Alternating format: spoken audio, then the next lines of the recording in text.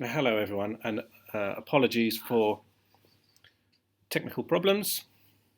The uh, the nature of YouTube Live is it changes the URL with every live stream. So, of course, we tested one earlier, and lo and behold, it changed the URL. So we will wait another 2 or 3 minutes approximately before we actually get started, um, and give people the chance to procure this new link.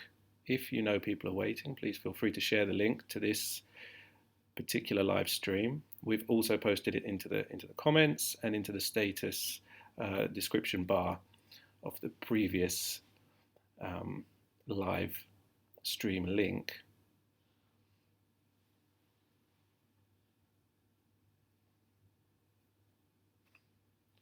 Right now we can see there's other people coming in. There are more and more people coming in, so we're just going to hold on a couple of minutes.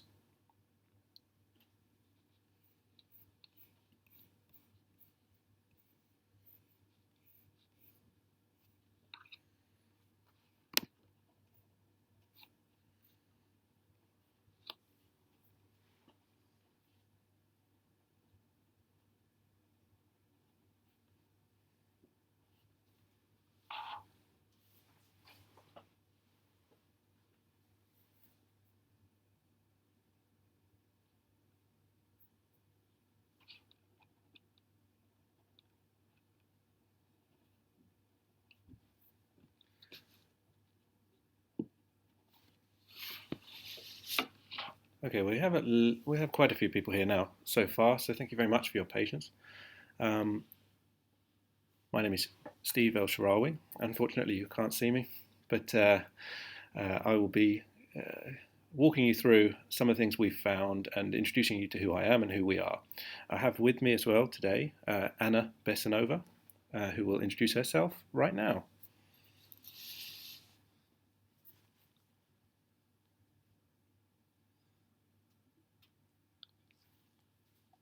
Hello. Sorry, there's a bit of a sound delay, so yeah, I'm happy to join the webinar. I'm Assistant Steve and keeping an eye on the questions that might be coming in through the live chat. Right, yes. Thank you very much. So what we have here in this YouTube setup is, I believe you can just type in straight into the comments section or into the chat section, and we will be able to see them more or less live. So please do feel free to post things in there, especially if we have any other technical hitches. But as it is now, I'm going to move on and I'm going to start. And as people join, I'm sure they won't miss too much in this beginning. Our agenda today is I'm going to walk you through an introduction to the world of Facebook. I'm sure all of you are quite familiar with Facebook, but I'm going to take this from a publishing perspective and what we've learned from looking behind the scenes.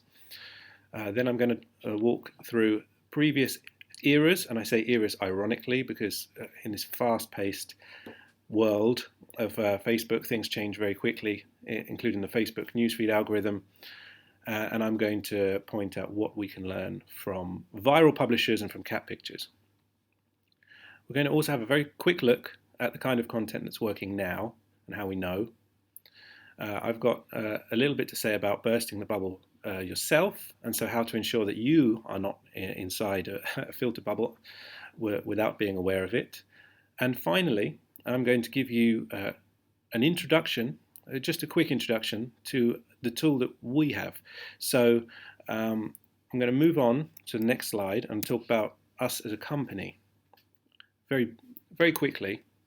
So EzyInsights, we're a Finnish-based startup. We have just over a dozen employees from kind of all around the world, including Finland, of course. And we work with publishers across the Nordics and across Europe. So I believe that everyone watching would recognize at least some of these logos on the screen. So we work with, for example, Iltalehti and Ilta-Sanomat and all the big publishers really in Finland and Sweden, and some of the other big names across the Nordics and across Western Europe. And we've even got a couple of customers in say, for example, in South America and Brazil, and even Australia. So what do? We have a software tool and this is a software tool that you will be all getting a trial access to at the end of this, which is a deal we've created with Journalistiliitto, and we look at news stories coming in from around the world through the lens of Facebook engagement. So which stories are doing best on Facebook? And why that's important, I will come to, but I'm sure you have some good guesses already. Right, so an introduction to the world of Facebook, and I'll start with the bad news. So the bad news, from a journalist's point of view or from a publisher's point of view, unfortunately, is that people do tend to believe the first thing they read. Now, this is a particularly pertinent point. This isn't anything new, but what we have right now is a system with Facebook where headlines are delivered to people at maybe an unprecedented speed. And as we know, people believe the first thing that they read, that becomes more and more important. That speed of disseminating information becomes extremely important. We also know that people tend to read only the headlines. And what that does, it tells us that a lot of journalists' work is left to waste as people just read the headlines and think that they know exactly what the story is about. That's, again, nothing new. But what that leads into is the fact that more people get news from Facebook than is reported. So when you see reports of how many people get news on Facebook, it's getting higher and higher. In America, I think the question was asked fairly recently, and it was something like 62% of people use Facebook to get news. Now, this is the answer that people give when you ask them, where do you get your news? But I would disagree with that, and I would say that every person on Facebook is getting news in some way or another, whether they admit to it or whether they realize it or not. Another piece of bad news, the newsfeed algorithm offers different versions of reality to different groups of people. So this is the filter bubble effect. And the filter bubble effect works in two ways. One is that, of course, it's the very thing that makes Facebook an enjoyable place to be, which is that you see things that you like, you see things that you're interested in, you tend to see things that you agree with. But the other side of the coin is that you are shielded from other points of view. You're shielded from other stories. You simply are not aware that they exist. And because you're not aware that they exist, or a lot of people are not aware that they exist, they don't have any way of understanding, of quantifying how big an issue this is. If everyone who agrees with my point of view, I have no idea, A, that opposing point of view exists, and B, how many people agree. Am I in the minority, but I just don't know? There's a second page of bad news. And this is really the crux of the antagonism that comes between Facebook and the news industry and the publishing industry, is that Facebook is a tech company. And it doesn't have the same knowledge of press and publishing than people within this industry. So things that seem like common sense, and remember, common sense is relative, so things that seem like common sense to journalists and to publishers, they don't necessarily seem that way to a tech company like Facebook. This is a problem. This is something that Facebook say that they are going to address. They've definitely given it some lip service. I remain cautiously optimistic, but remember, fundamentally, this is not a publisher that has a great tech platform. This is a tech company that has a publishing platform. There is some good news, however. So the good news, in terms of the publishing industry and the news industry and journalists, is the potential to reach relevant audiences is greater than ever before, with a lower barrier. So this is both a positive and a negative. Of course, it's negative because people are kind of bombarded with all sorts of news and cheaply made news and things that aren't really news at all. But on the other hand, the good news is that you can take advantage of that, and publishers can and have taken advantage of that. And so we've even seen small regional publishers from all over this country and all over the Nordics really doing well when they've invested time and effort into Facebook. Of course, it's second point is it's another way to maintain interest in your publication, regardless of your print or online presence. So we work with all sorts of publishers, from dailies to weeklies and periodicals. And what we know is that what works that isn't regurgitating exactly what you have in the printed or even on your online articles in some cases, but what are you doing when you're not reading this particular newspaper or publication? So there's a lot of people who read papers at the weekend. They'll read printed papers at the weekend, like Helsing and Sanomat. So how does Helsing and Sanomat engage with those people during the rest of the week and during their day when they are on Facebook, in their evenings, when they're not reading the printed publication? And the same, the third point I covered in the first point as well, which is that smaller publishers can achieve impressive results. Now, this again is both a good and a bad thing. It's a double-edged sword. But what we do see is that the barriers to entry of reaching a lot of people are lower than ever before. I'm going to briefly go over Facebook engagement, and I think that most people watching should have an idea of what Facebook engagement is. But I'm going to go over some of the terms that I'm going to use later on, just so we're clear and on the same page. So when we think about Facebook engagement, we are looking at two types. We're looking at the visible engagement, so what is recorded that people can see, and then also the invisible engagement, which we know exists, but we can't measure. We don't measure because it's not public.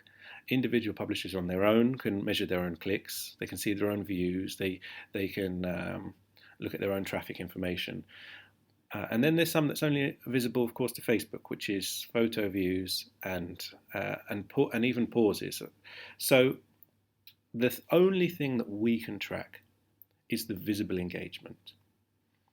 But it's always worth bearing in mind that there is this invisible engagement, and it does count for something within the algorithm, within the newsfeed algorithm. Now, when I talk about views, that's video views. When I talk about clicks, I'm talking about referrals to particular websites and to your own website. When I talk about photo views, now photo views are not recorded with a number, of course, but they are behind the scenes. So when you click or touch on a photo, as you know, a lot of Facebook usage, 70% of Facebook usage is on mobile. So when you press on one of those photos and you have a look and you zoom in and you see whether it's from a friend or family member or within a news article or from a publisher, they count. It doesn't leave any mark that anyone else can see, but they count. And so Facebook will understand, hey, you like this piece of content, this particular photograph, and so we will probably serve you more of it in the future. Now, pauses is an interesting one. When people are using Facebook on mobile, they tend to scroll and scroll, as they do on desktop as well, and scroll until they find something interesting that's worth them having a look at and clicking on and engaging with. But in terms of recording that engagement, you don't have to actually click on anything. You can just look at something for a few seconds longer than you have been looking at the rest of your feed, and Facebook understands that you were, for some reason, interested in this. So even pauses are recorded. Now, on the visible side, we have the obvious things, which most people will be aware of, but we have likes and, of course, the reaction buttons, we have comments, and we have shares. And all these are what we call on-post engagements. So that occurs on the post that a particular publisher has made or a particular person has made. And then we have web shares. Now, web shares refers to an individual URL, so an article. And we're talking, and when we talk about these web shares, we're talking about articles, and an article doesn't need to be posted on Facebook by the publisher for it to receive engagement on Facebook. So we have our URL, we post it on our website, and a reader will come in and take that URL and post it on their own Facebook page, and that will count as a web share. Now, the vast majority of these are done using the social share buttons on the website in question. But not all of them, but they count. Now, engagement, of course, it's important because it drives the newsfeed algorithm. And the key thing here is that engagement means reach, and reach means being seen by more people. And as we know, people believe what they read first, and of course, they tend to a lot of the time just read the headlines. So getting messages in front of people which is more important, which has always been important, is easier than ever when you can crack this idea of picking up engagement and understanding that engagement equals reach. And when you know this, you can understand, okay, this is why big, serious publishers like the BBC, they have a kind of their website, and the articles they have on their website don't necessarily match up to the articles they're posting on Facebook, because they are posting things on Facebook that they know are going to get engagement. How do we know that reach equals engagement? So we don't capture reach statistics because it's not public data, but of course some of our clients have given us access at some point and allowed us to look at it. This is looking at one particular publisher, and you can see now, unfortunately, I can't remember which of these colours is reach and which is engagement, but you can see how closely correlated they are. And it's something like 0.73, so it's like 73% correlation here and above. Now, on a post by post level, we don't see any correlation. But looking across engagement as a whole and the page as a whole when it makes posts, we see this very strong correlation. So you might make a post which gets huge engagement and doesn't seem to be seen by many people. It's certainly possible, but in general, I mean, you can see some of these peaks that they don't correlate at all, but in general they do. And what also happens is the more engagement you get, the more your initial reach will increase on your own on a publisher's Facebook page. So initial reach is when a story or a post is made on Facebook, and how many people are going to see it immediately when it hasn't gathered any engagement at all. So is it 10% of your page fans? We used to think of it in these terms, in percentage of page fans, and actually it's probably worth thinking about it in a slightly different way. And that is, if you've got a lot of engagement on your page, this figure, this initial reach, how many people will see it without any engagement, will gradually go up as you get more engagement. So reach and engagement are absolutely tied together. We also know that there's a relationship between reach and traffic, but it's not easy to say that because there's a correlation between reach and traffic, that there's definitely a correlation between engagement and traffic. Of course, we know there is, but it's not necessarily to the same degree. Okay, so moving on, I'm going to take you through these eras of Facebook, and I'm going to try and explain to who I presume are quite serious journalists out there why on earth you should be interested in cat pictures. I'm also going to briefly look at BuzzFeed, and then we'll step behind the curtain of the Facebook algorithm, and I will show you some of the things that we've investigated looking at the data that we have. Okay, wonderful. A brief history of what's worked on Facebook for viral sites. So, quite a while ago now, although not that long ago, pictures were the dominant media delivery method on Facebook. And of course, pictures of cats do very well. So Facebook was considered at some point, which is even hard to believe now, that Facebook was a photo sharing platform. It was the number one photo sharing platform. And of course, we don't necessarily think of it that way now, which this is an indication of how fast things move. Then we move on to these list articles. So these kind of listicles, as popularized by publishers such as BuzzFeed, but copied everywhere, all over the world. So very easy to read and understand and consume these kind of light-hearted pieces of entertainment. Now, what happened with list articles, listicles, is that BuzzFeed actually became so dominant in terms of sharing those kind of articles that people started to be flooded with these just from BuzzFeed. Now, that's not good for BuzzFeed. It's not good for Facebook. People get sick of them.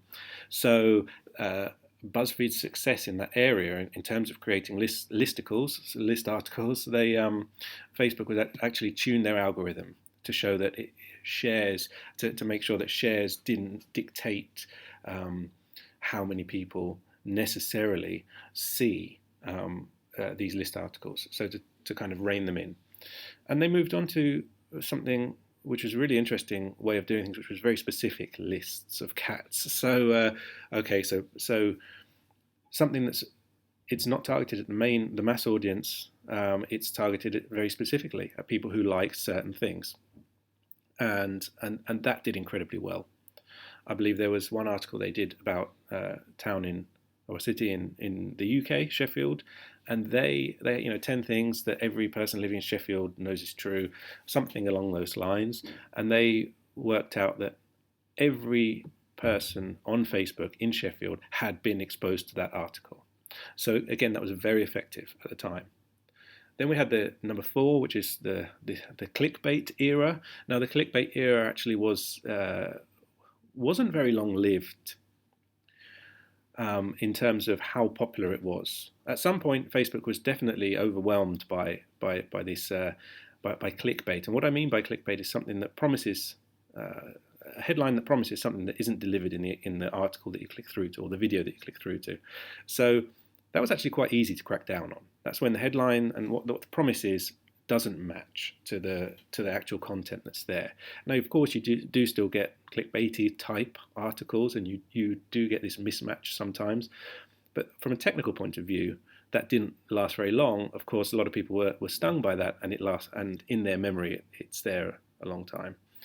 And then we move on to the number 5, which is the native video era of Facebook. So what happened when native video came out is we had a statement from Facebook on their media blog, which everyone should read. Everyone should be subscribed to the Facebook media blog, because that's the official line, so to speak, from the White House of Facebook. And so what became popular all of a sudden was these America's Funniest Home Videos style of videos, which had been uploaded to Facebook as native Facebook video, because there wasn't this new content necessarily, so it filled this hole. And we saw the rise of a couple of publishers, especially Unilad and Lad Bible, and many like them.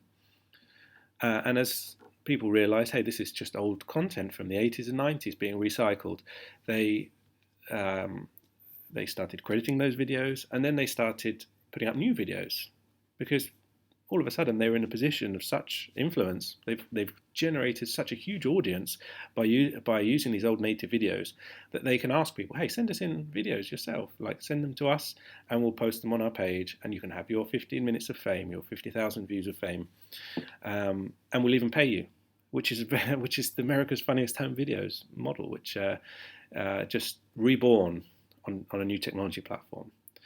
And then finally we come to the live video era. So live videos of cats and live videos of pandas being born and things like that.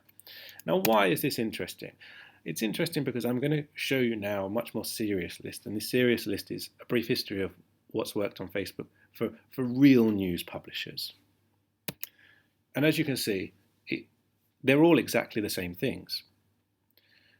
The difference is that viral publishers have been onto these things and have organized for being efficient and posting these, maximizing their engagement around those type of articles and maximizing their output in terms of this kind of method of delivery and these formats much quicker than traditional news publishers. But what we see is in every stage, from pictures to listicles to videos and so on, is we see news and general news publishers catching up. And so the point is, when people think about Facebook and they think about viral publishers, they tend to think about it, especially serious journalists. And I've been into Ule, for example, and they say, oh, I don't want to know that this is popular. This is terrible. This is really bad news that people find this kind of rubbish interesting. I don't like it as a serious journalist, and that's okay. You're okay not to not like it, but you have to be aware of it. And once you're aware of it, the point is not to copy it, because a lot of people think, well, this is what's working, I better copy it. Well, how do we get cat pictures on our serious news site? We don't want to do this, or we should do it. But the point isn't the actual content that they make. Now, this slide just in the middle is focused on kind of Facebook's strategy, let's say. So in the past, it was very much happy to push people away from Facebook and to say, hey, click on this link, and if you spend a long time looking at this link, and then you come back, then great, you must have enjoyed yourself. So go and do that. Whereas nowadays, what we see is, as time has moved on, we've seen that they like to keep people on Facebook or very close to Facebook. So in terms of instant articles, you do go to another piece of content, but it's actually on Facebook servers. So it's not really very far away at all. You're not waiting for another website to load, and that's the point. You can easily swipe back to Facebook. But the takeaway here, in terms of what we learned from the viral publishers, we know that the viral publishers optimize for engagement. And that's the thing to look at, is what are they doing in terms of their method? And don't think about the content that they're actually putting out, because the cats are the irrelevant part. The ridiculous things that you see in terms of their content, and of course we don't necessarily all dislike them, because we probably all have guilty pleasures of looking at these kind of viral videos and so on at some points. But the point is to look at the method of delivery of these successful ones and to think, is there a way that I can present my serious news piece instead of just putting out a link? Can I embellish it? Can I decorate it with some video of some sort, if it's video that's working? Can I put it in a way that people are used to can I dress it up in a way that people are used to consuming on Facebook? If we think about the top Finnish publishers, they use their Facebook page as this kind of engagement engine. So they understand that Yle is quite good at this. MTV3 is MTV News as well. They're particularly good at it, and a few others. And they will put content on the Facebook page that is interesting to the Facebook audience, and that isn't always the same as what their website audience is interested in. And it can be the same news delivered in a different way. You could have a long form piece of writing on the website, which people want to spend some minutes reading, and you might have a video that works silently with subtitles, 30 seconds long, on your Facebook page, and you use one to help the other, because using the Facebook page as this engagement engine helps when you do post other pieces of content, because you can't always post videos, for example. It's very resource intensive.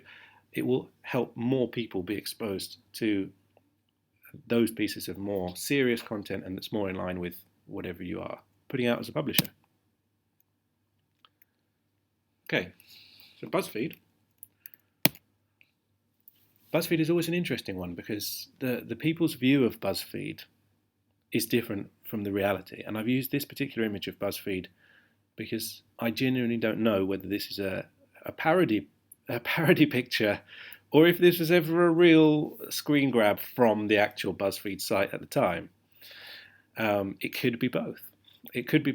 But from what I've seen, this is how people still view BuzzFeed, as this kind of, very, very, very light entertainment website. And this is a problem, especially in the journalism field, and especially for publishers, because it misses, again, the point. If we think about what BuzzFeed is behind the scenes, we see that they have over 100 Facebook pages. And this isn't 100 tiny pages. These are big, serious pages, some of these BuzzFeed News, BuzzFeed Politics, across different countries as well, diversification of their content, all sorts of niche interests like DIY and health and sleep and so on. So essentially what they've created is a delivery network within the delivery network that is Facebook. And they haven't just done this on Facebook, they've done it in other platforms as well. We see it on Snapchat, we see it on Instagram, and we see it on YouTube. So with their multiple YouTube channels, and remember, some of these are not even branded BuzzFeed. We have Tasty, the food page, or their food brand, Proper Tasty, their UK version of that. They have news pages that do actual investigative journalism. So they've come from this other way of saying, hey, we're going to use our success to do more serious things. I mean, with 27 million subscribers, that's quite influential. And at a time when a lot of publishers are cutting back on manpower and positions, we have BuzzFeed, which is currently recruiting for about 120.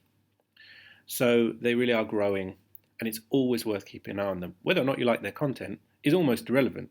If you do, then fine, and if you don't, then fine. But having a look at how they do what they do, and especially the methods of how do they ensure that things that are popular get spread around their kind of networks and to each other's editors, is something that I've seen a lot of, unexpectedly maybe, but small regional publishers do in different areas of Europe, and increasing the efficiency of spreading information about what is working well, and therefore taking advantage of what people are interested in at that particular moment. This is the same. This is about BuzzFeed as well. There's a comment at the top, or a quote here at the top. You can double down on what content hits. So the point is, not all of your content is going to go viral, but when something is interesting to a particular audience, and you understand that you have other publications that have an overlap with, in terms of what they're the same interests, you can instead of telling someone, hey, we had an article yesterday that did quite well, you should post it today. It can be a question of seconds. It can be a question of just a couple of minutes. It can be automated now. So BuzzFeed is using Slack Alert. So anything that starts to do well on one page is the editors of other pages who might find that content interesting immediately get Slack alerts, and it shows them, hey, this piece of content is doing well. Is there something you can do with this? You might not post it wholesale, you might adapt it to your particular country or your particular audience, but this particular thing is doing well now. So spreading that kind of information very quickly is something that they do very well, and I do tend to see some publishers, especially the more I hesitate to say better, but more well-resourced publishers across the Nordics, they tend to do some of these things quite well now. This is, if we think about how the New York Times also, apart from Donald Trump saying every day that it's failing, the New York Times being a pioneer of online journalism and media, they've referred to BuzzFeed in a very disparaging way in the past, and I think is quite telling, and it shouldn't be that way, because if anyone should understand why BuzzFeed is successful, it should be someone like the New York Times. It's not about copying them, but about applying the things that they've learned to your own publication and to your own work. Okay, so now we will look, let's say, behind the curtain very dramatically, of the Facebook algorithm. So, of course, most people's experience with Facebook comes from logging onto Facebook and seeing their own newsfeed, and it's sometimes quite a shock if you go to someone else's Facebook newsfeed by accident, because you think, what on earth am I looking at right now?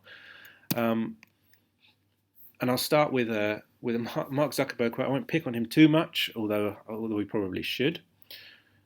And he put out this announcement just after the election, the US election, which was that he thinks the idea of fake news, of which it's a small amount of content, influence the election in any way is a pretty crazy idea.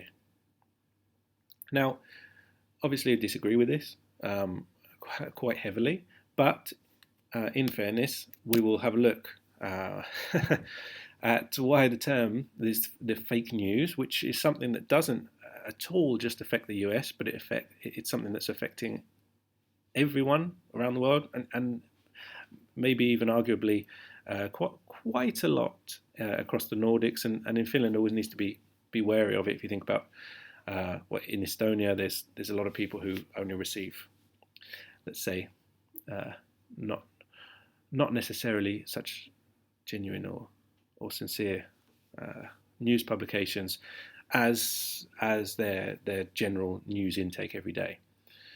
Now, when Zuckerberg is talking about that fake news, really, if you think about these 7 different types that are listed here, in the top right-hand side, so if I can find my cursor, the top right-hand side, this manipulated content, so when genuine information or imagery is manipulated to deceive, this is really the only one that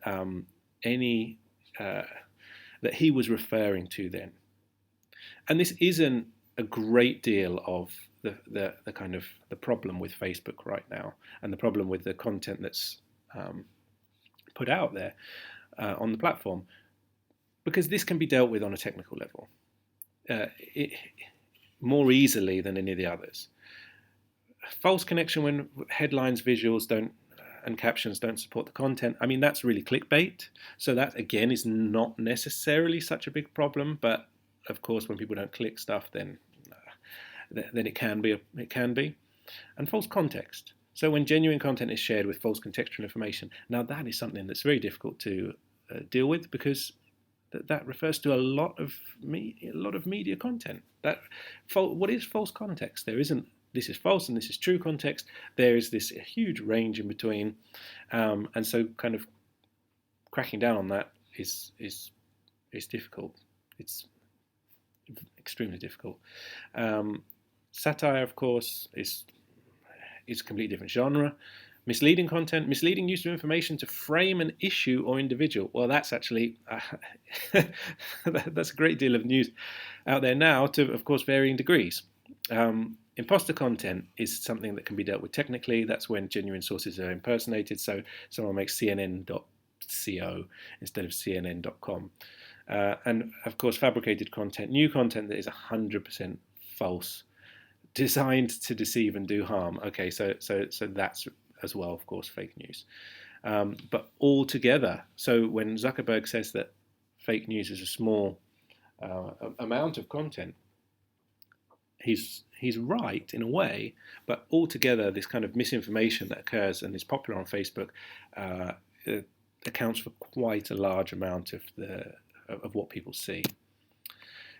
It's not just him that didn't realise that this would be such a problem. Bill Gates, in an article just recently, just last month, even admitted it's turned out to be, this filter bubble effect has turned out to be more of a problem than many other people would have expected. So this is not just the Mark Zuckerberg problem. This is indicative of the tech problem, looking at publishing from a tech point of view. And again, I come to this point of how big is this problem? How many people think they get news from Facebook and how many people really do? So it says here about 6 in 10 Americans get news from social media. I think that actually that's not true. I think it's a lot higher than that. Every single person who's on Facebook is getting news from there in some way. Of course, there's maybe one or two. There's a few exceptions. You might know someone who says, "No, I don't look at any news," but it can be shared by friends. It can be shared by family. And getting news means being exposed to news. So this is a problem. And the problem, as I mentioned before, is, okay, we'll have a look at this page. So we realised this is a problem when we started looking before the US election. And I'll take you briefly through these things, because I don't think I'm going to spend a super amount of time going through the findings that we've made around the US election. They are very interesting, of course. But we see, so behind the curtain, we looked at the top 20 status updates on Facebook. So the text-only posts by Trump and Clinton. And we saw actually Hillary Clinton only had 2 out of the top 20. And the 2 out of the top 20 that she did have, she's got the second most popular one there, is when she conceded defeat to Donald Trump. And the other one down there is when she had been ill with pneumonia, and she was saying she wanted to say thank you to everyone for all the well wishes she's had. What's interesting there is that they're both emotion-based and in the first person. A lot of her posts were not in the first person, and of course, Facebook being a kind of a personal platform, things written in the first person work well. Things that appeal to your emotions, base emotions, they do very well. And when they do well, they get engagement, and when they get engagement, they get seen by more people. So we saw this kind of thing, and we said, hey, look, Donald Trump is doing really well. You should think about that. The election, if you remember back to November of last year, the election result was a surprise for some people. So anyway, we looked at their engagement on Facebook, and we saw that, hey, Donald Trump has been ahead of Hillary Clinton in terms of Facebook engagement, and therefore in terms of Facebook reach, for the entire year, from February to October in the run-up to the November elections, apart from after the third presidential televised debate there, where she briefly overtook him. And how did he do it? So we had a look at the different post types, and we saw that, well, yes, it's taking advantage of what works on Facebook, which is native video. So his native video, this is just looking at October 2016. So native video for him on Facebook did really well compared to Clinton. And then if we look at the second half of the month, we see that his live videos did very well compared to, in terms of engagement, compared to Hillary Clinton's. And Hillary Clinton's most popular, most viewed live video was actually a video of Michelle Obama giving a speech. So all these things were indications. They were signals that we saw in the data. We look at the posting frequency, and this dynamic posting frequency is relevant because this is something that the expressors of the world and some viral publishers really understand. And this is varying the number of times you post based on the amount of engagement available at any particular time. And this was very telling here because Clinton, they posted about the same amount of times. I think it was 300 posts within the month to 330. But Trump posted a great deal on 3 days or 4 specific days here. And of course, these coincided with very big peaks in overall engagement. So he was taking advantage, or the team was taking advantage of more Facebook engagement that was available. And that's the nature of the Facebook platform. It isn't the same every day. There isn't the same amount of, I mean, there's a kind of average amount where you know that, hey, there's this much engagement to be had in Finland on average, but on a given day, it can vary. You have a fast news day and a slow news day, and we see it directly reflected in the numbers. And as publishers come to understand this more and work with data more and more, they will begin, this dynamic posting frequency will become more popular in terms of using it. How many times a day should we post? Well, that depends on how much engagement there is to be had, how much action there is, how fast a news day it is on Facebook. And that's something we can see. It is possible to see in the data in real time. These are a couple of post-level piece of content.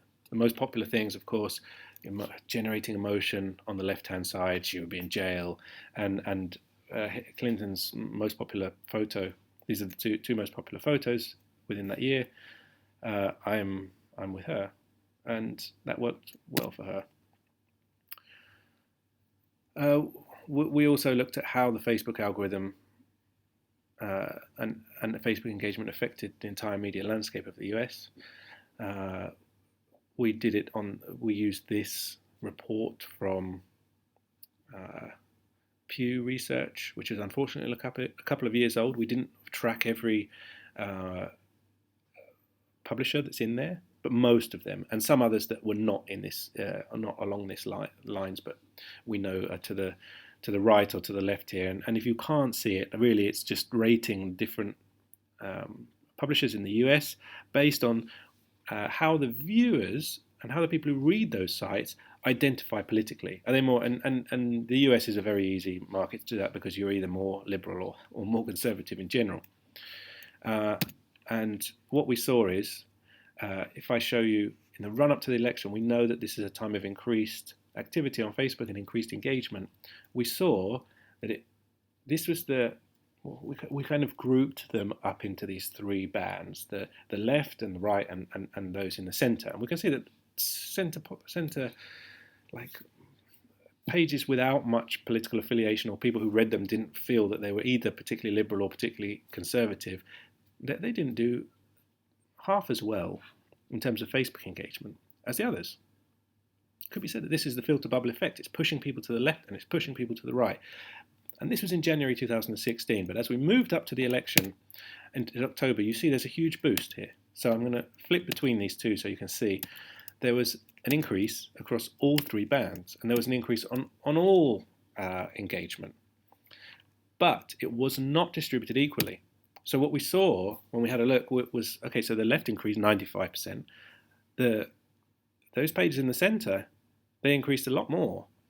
And over on the right, they took advantage of the Fox and Breitbarts. They really did well. They were winners of the increased election engagement. And the main reason I think that the main reason for the increase in total engagement on the right-hand side and the increase in engagement was because they really game the Facebook algorithm in terms of using emotional content, in terms of using headlines, like attention-grabbing photographs, and a lot of video. And the left didn't necessarily do that quite as well. What was interesting to me was to see this huge rise in the centre. So people not actually quite sure and being pushed into this non-partisan, shall we say, publishers. And so these publishers have really been the winners. USA Today and a couple of others, Yahoo News, they did particularly well out of this. And so this kind of thing can happen, obviously dramatically in the US. But Finland and the Nordic countries, this kind of thing we are tracking as well, and we will monitor the results over this local elections coming up and in the future, and we will see if Facebook engagement, what it tells us about the media landscape in any given country. I'm going to flick on from this video. Briefly mention that Twitter itself is a filter bubble. So doesn't tend to be a problem in the Nordic countries because Twitter is really very small here. But if we look in the US, the way that Facebook, because it's the mainstream platform, it gives a much better idea. If you look at the Facebook engagement, it gives a much better idea on really what people are seeing. Whereas on Twitter, all journalists tend to be on Twitter. And so they talk to each other on Twitter, and news organisations are all on Twitter, but it gives a very different view of the world than a mainstream platform like Facebook. So even though Facebook is not the cool platform, it is the mainstream one. It's what the real people are reading, even in this country. So and especially so compared to Twitter. Okay. We move on to what kind of content is working now. And really, it comes down to one word, which is video. So on Facebook, we've had, as we mentioned before, native video and live video. And every publisher, I think, has experimented with live video to varying degrees of success. Some do very well out of it. Express and TV, for example, they push quite a lot of live video, I think. Some have really upped their game and produce almost TV quality live broadcasts on Facebook Live. I mean, there aren't TV quality broadcasts, but it's moving journalism into broadcasting and making this world that is they're almost indistinguishable. But live video doesn't work for everyone, and the results for it are very much more limited in terms of overall total engagement across the Nordics, as they have been in places like America and the UK, where perhaps they just simply have more resources to be able to throw at those kind of videos. Native video, of course, we know that works very well, but native video doesn't drive any traffic. And what we have is this third type of video, which some publishers are using now, which is this video preview, which is a new type of post. I will I'm going to look at that video preview now, and then I'm going to go back to those other two slides. So video preview, and just in case you are not aware of it, and I'm sure that some of you will be, and maybe some of you won't, is a new-ish type of video format on Facebook. And it's native video that auto plays and sits in the video folder of the publisher. But it doesn't just have a link shoved into the caption, which is the kind of the traditional way that publishers have got around being able to get some traffic from native video. The whole video, when you click it, will take you to the website, unless you specifically click on the pause button. So it's autoplay, and that's critical, because autoplay, when people are using Facebook on either desktop or on mobile, as a lot of people are, when something autoplays, then it's got a chance to grab your attention. And we know that does well in terms of generating engagement. But as you can see, there isn't necessarily a link. And what of course, this is a still capture, so it just looks like a photo, but trust me, it is a video.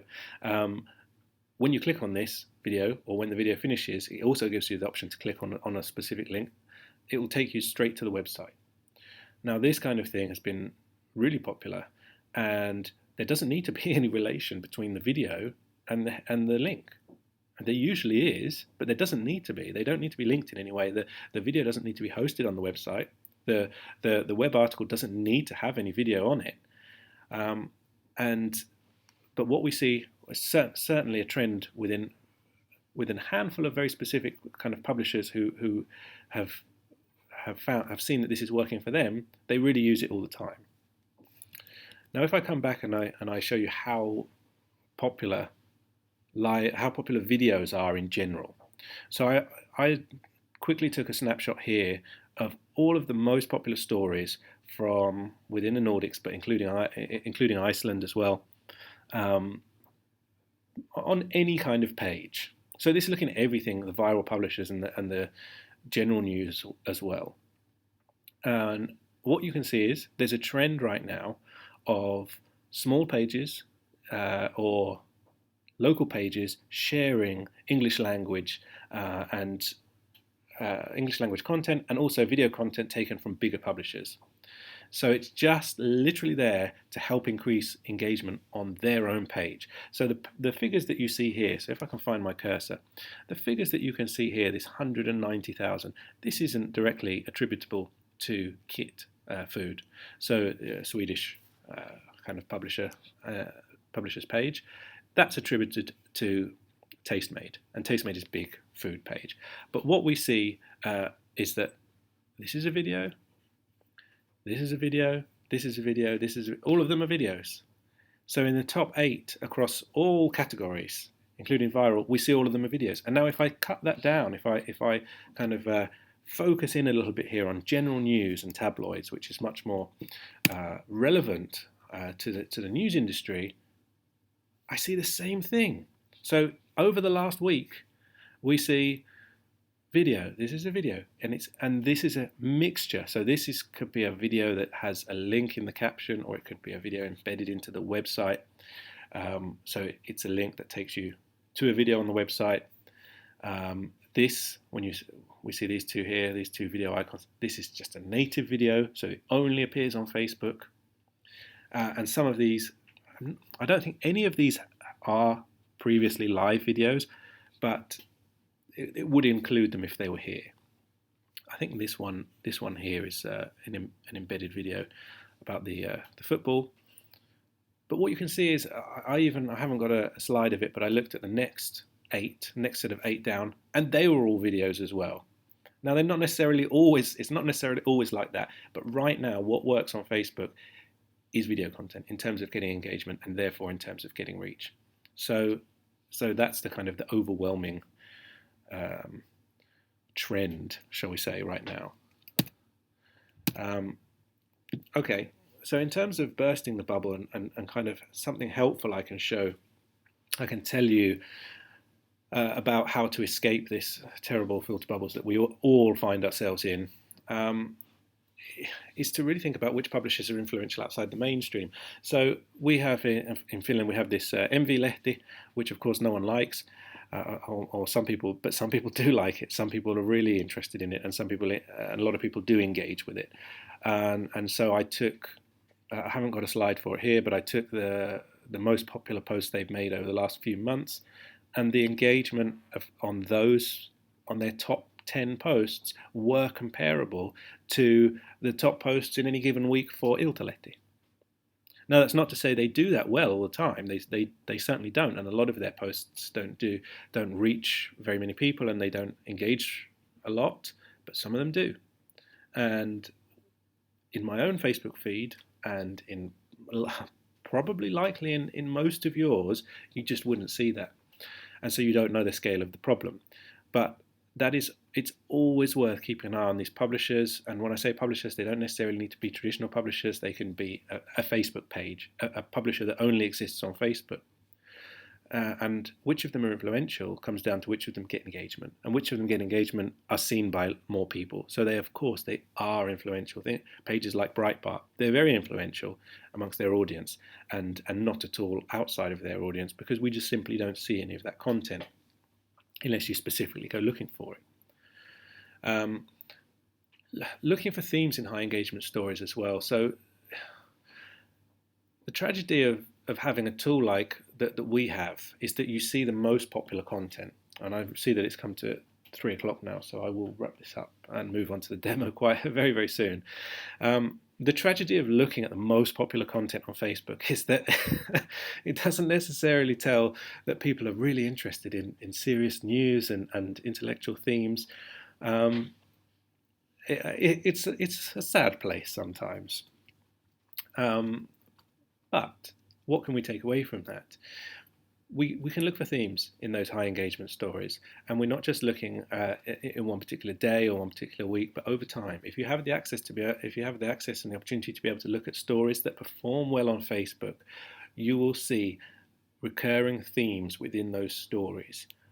What is it about these stories that makes them popular? And if you can apply any of those lessons to journalism that isn't about the same kind of content, then it's likely to work as well.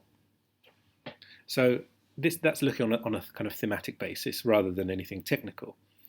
Your own Facebook feed is useless unless you very specifically go and like a lot of pages. And even then, if you go specifically like a lot of MV-Lehti and all sorts of pages like that, I wouldn't recommend it.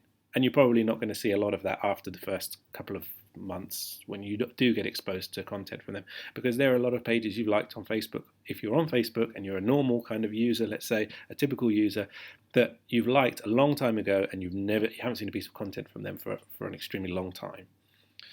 And it's the same in terms of friends. You don't see some content from certain friends, and you won't do for a year or 2 years until they get married, and all of a sudden that gets a lot of engagement and gets pushed into your newsfeed. Yle did an experiment, which is that they set up a Facebook page they set up a Facebook profile, with no friends, and they went and clicked on some kind of right-wing or nefarious or racist kind of themed sites, and they engaged with every single article that they could. Every single article that was published on that Facebook newsfeed, they engaged with, and they accepted every single recommendation of other pages you might like. And of course, by design, it dragged them further and further and further into the extreme end of that certain type of political discourse. Now, we have a link to that article. It's in the final slide, and everyone will have these slides to use. If after this, I'm sure it'll be emailed to you. Now, it's well worth repeating that. It doesn't take a huge time investment, and if you are, even for a freelance journalist, that kind of thing is always interesting, because it will show you content that you just will never be exposed to otherwise. But it's something that probably every publisher should have going, a news feed outside of the mainstream. So thanks very much for that. There's a few links here and a couple of recommended reading things which are tangentially related. So there's a book, this Field Guide to Lies and Statistics, which is extremely good for anyone thinking about using data or data visualization within articles, and what to look out for and how to. I mean, most of it's common sense, but there's things in there that everyone should know. There's a fantastically depressing article of Why Facts Don't Change Our Mind, which is just an article but well worth reading, and how propaganda works, and that very much ties in with, unfortunately, how Facebook is kind of rigged towards that propaganda type content right now. Our blog, of course, and then the Yle newsfeed experiment article, which is linked there. You will have these slides if you desire afterwards. Right, so now I'm going to come out of this, and I'm going to take you into our tool, and I'm going to spend about 10 minutes. If you are hanging around still, thank you very much. And I'm going to show you, I'm going to give you an introduction to our tool. Now for our tool, it's called EzyInsights, in case you forgot. We have set up a trial subscription for which everyone listening to this will have access to. In fact, everyone who's part of Journalistiliitto will have access to this for a limited time. I believe it's a couple of months. That's right, yeah. But I'll give you a quick introduction now. Now, we run webinars as well for introducing people to this tool every Tuesday and Thursday. So we have guides that help how to use it online as well. help.EzyInsights.com. So it's designed to be easy. So you shouldn't have a problem. But what we look at here now, I'll go over the main things that we see. So right now, what I'm looking at is I'm looking at the fastest moving stories that have been published in the last 12 hours in Finland. So you can see that here. And now I'm looking across all platforms and I'm looking across all publishers. So everything, news, viral, all sorts. And let me put this to full screen. Okay, good. It doesn't even quite go. You still got to see my tabs at the top. Okay, so let's take this Yle Uutiset article here. So what we see is this is referring to a story. So each one of these kind of tiles that we see here, we refer to as a story card. And this refers to a particular story around this particular gentleman. And we see a couple of things. So the first thing we see is how fast it's moving. Why is this third on the list? So it's moving at 8.5 engagement per minute. So we look at all of the engagement that it's getting, the likes, comments, and shares on Facebook, including we also look at LinkedIn and Pinterest in case anything gets engagement on there, which the things tend not to because Facebook is the dominant platform. And we see that in every minute, this is picking up about 8.5 likes, comments, shares, or web shares. In total, it's gathered 1,043 engagements so far. And we see that there have been 3 social posts associated with this story. So 3 social posts that contribute to this total engagement. So I'm going to click on this and open up this info panel on the side. And then what we see here is right, this has been posted on Yle Lahti, on Yle Etelä-Savo, on the main Uutiset page, and also on Puoli Seitsemän. So you can see the split in engagement. It got the most on the Uutiset page, of course, because it's the biggest, but quite a lot in Lahti as well. And you can see you could go to any of those individual posts on Facebook, on different Facebook pages by clicking on these. You can also see graphs on how engagement has been gathered. Is it above average? How the speed is going right now. This is pretty typical lifeline in terms of speed for a particular Facebook post. It's kind of heading down quite slowly. That's quite nice to see, but slightly more advanced use. But what this is looking at is news stories. So there could be, this could be posted on every single Yle page, and we would still see it as one story. Okay, let me put this back in. Now, supposing I'm not interested in any of this viral stuff, this particular story of this lamb meeting a stuffed animal, I can change that, and I can filter down, and I can filter those away. So the first way I would do that is to open up this side panel here. Now here I see how far back I want to look. Right now I'm looking at articles only published in the last 12 hours. I can go up to a week. Right now I'm looking at the fastest engaging. I can look at what has been the most popular within that time frame. What are the newest articles published, and which articles are particularly overperforming. So if you're looking at especially pages that are quite small, is there a particular story that's overperforming for them? I can even look at individual publishers here, so I can add all the Yle pages at the click of a button, or any given publisher, excuse me. I can look at different countries, and I can filter down from where I am now within one country into different categories. So what I'm going to do is I'm going to type in general news. So I'm going to look in just general news, and I'm going to look in tabloids as well. And tabloids is going to include Iltalehti and Ilta-Sanomat, and we will see that should update. It's not updated. Is it updating? This one should be, this arvostettu should actually be in viral, right? Let's refresh the page and see.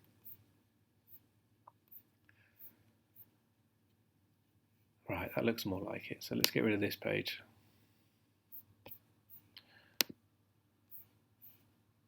Okay, this is looking now across other countries. Let's put in these categories again because this page has been sitting idle for a while. General news and tabloids. Okay, let's take tabloids off. I wonder if these pages have been added to the wrong. I shouldn't see these, but I do. Okay, let's put this back in.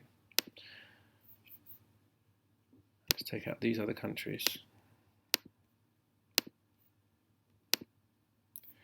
And then I can have a look down here and I can see, right, well, out of the news sites that I wanted to look at, which ones? Yeah, why is this like showing me these music pages as well? Well, and these politicians, and of course at the moment, politics with the local elections coming up is quite interesting. We have all the Finnish parliamentary politicians currently sitting. If they have Facebook pages, we have them in. We have all the party pages and quite a few related political pages. So they're always interesting to look at. What is engaging fast, but really, if you come into this left-hand side, you can see if this makes any difference. You can filter down on what it is that you want to look at here. This is more like it. Look, maybe that was it. So this is showing me the typical publishers that I would expect to see, looking at the top news from Iltalehti, Ilta-Sanomat, and Helsingin Sanomat. Suomen Uutiset as well here. Amparet is in there as well. It's published Talouselämä story there. So yeah, so this is your way of looking at what's happening in Finland in the general news tabloids category that's in the Finnish language. If I want to use a search term, let's see, we've got Ville Niinistö there. So let's try just typing in Ville and see what we get. I guess that's quite a popular word. Let's try Niinistö. I think that's right. It should typical. It should just show articles about that contain the word Niinistö, and I'm pretty sure that these articles don't all contain that word. Why? It's kind of possible, I suppose. But yeah. But test that out and check. That's usually working. And if you want to look at, of course, individual publishers, if it's a publisher that you work for and you want to type it in, it should be in here. We have a pretty good map of all the Finnish publishers. You can have a look at publishers from across the Nordics. You can have a look at ones all over the world, in fact. There's some countries we don't have mapped, but it's well worth checking it out and seeing how does news in Finland today compare to the news in Sweden? How does the news in Sweden compare to the news in Norway? These kind of things are interesting to have. So this is really the basic introduction to our tool. Of course, I can move here from fastest to most popular. I can move here from most popular to overperforming. And when I do that, it will switch these stories that it's picked up from total speed into a percentage here. So we can see that this story is performing 490% higher than usual for that particular page. And this one, Yle Kuopio, is, even though the level of engagement, well, it's reasonably high. Let's take a look. We can click on this post and we can see, right, yes, even though on their page it's only picked up 32, 33, 39 engagement, plus, of course, the web shares, it's still overperforming slightly compared to other posts on that page. Which are, yeah, this grey line here is the average, and this blue line here is the how well this particular post is performing on that Facebook page. Now, the final kind of important thing to remember here, or the second to final important thing, you can save any of these options that you select in here. You just give it a name up here, and you can save that as a filter for yourself, and then you can access it anytime here. So as you can see, I've got tons of filters in here. I think ones I've made for myself, ones that are particular to this subscription, and I can just click on them and quickly go to see, for example, Trump's Facebook feed. So this is looking at a whole bunch of publishers that he has tweeted their URL at some point or admitted to reading. So this kind of thing is possible. The very final thing is the help. feature on this. If you have a question, if there's something that doesn't appear to be working, or if you want a publisher added, for example, you can click on this little icon down in the top bottom right-hand corner and just give us a message. And you can give it to us in English or in Finnish. It's fine. We have English and Finnish speakers and even Russian speakers and French speakers and Swedish speakers in the office. So send us a message. We'll give it a try and we'll get back to you. So please do feel free to do that. And like I said, we have our help page up at help.EzyInsights.com. There's a few articles on there which kind of go over the same things that I've been talking about and some others. So, oh great. And you get messages like this from team members, especially if you want the first time you log in. In order to log in, you will be sent a link. You may have already been sent, I'm not sure. I think it's going to happen after this this webinar finishes, which is imminent.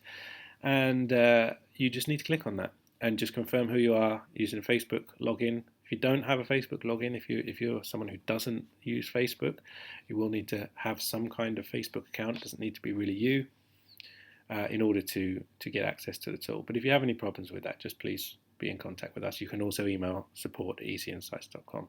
I hope you found some of this useful. Feel free to email me anytime as well about anything that I talked about. That'll be steve@EzyInsights.com. And yeah, hopefully we will we'll be in contact with some of you again soon. And enjoy using the tool. Thank you.